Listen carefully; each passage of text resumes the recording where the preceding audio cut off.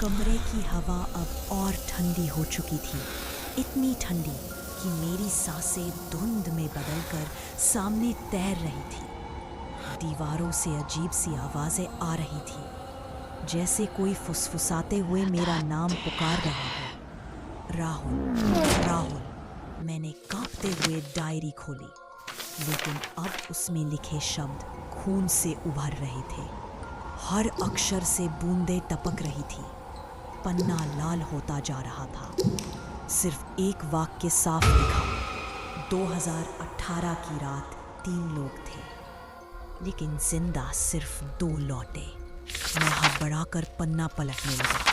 अचानक पन्ने अपने आप फटकर हवा में उड़ गए और पूरे कमरे में घूमते हुए मेरे ऊपर गिरने लगे। हर फटे टुकड़े पर वही शब्द थे, कातिल, कातिल। मैंने चीखते हुए खुद को ढक लिया, लेकिन तभी दीवार पर एक साया उभर आया। वो अमित का था। वो धीरे धीरे बोला, राहुल, तुझे लग रहा है कि तू सच के करीब पहुंच रहा है? सच जानकर भी सच जानकर भी तू कुछ नहीं कर पाएगा, क्योंकि जो हुआ था उसमें तू भी शामिल था। मैं गुस्से में चिल्लाया, झूठ! मैं तो वहां था ही नहीं। राहुल, याद कर, उस रात तू वहीं था। लेकिन वो मैं सामान्य नहीं था। चेहरा आधा जला हुआ, आंखें सफेद और हाथों पर खून। वो मैं धीरे से बोला, झूठ! मैं तो वहां था ही नहीं। राहुल, याद कर, उस रात तू वहीं था। नीचे देखा तो पूरा फर्श गीला हो चुका था।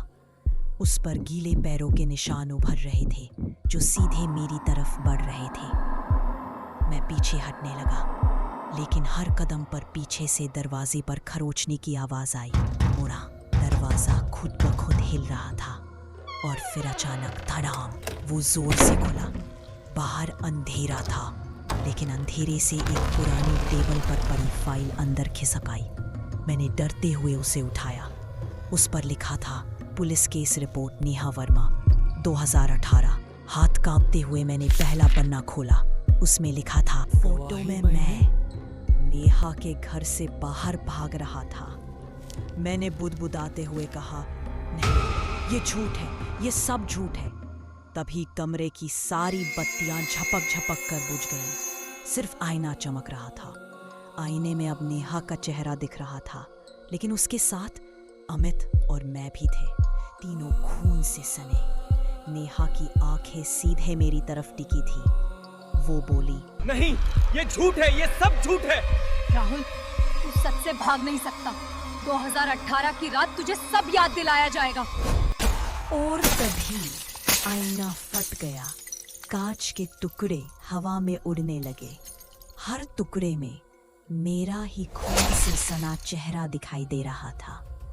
मैं वहीं जमीन पर गिर पड़ा।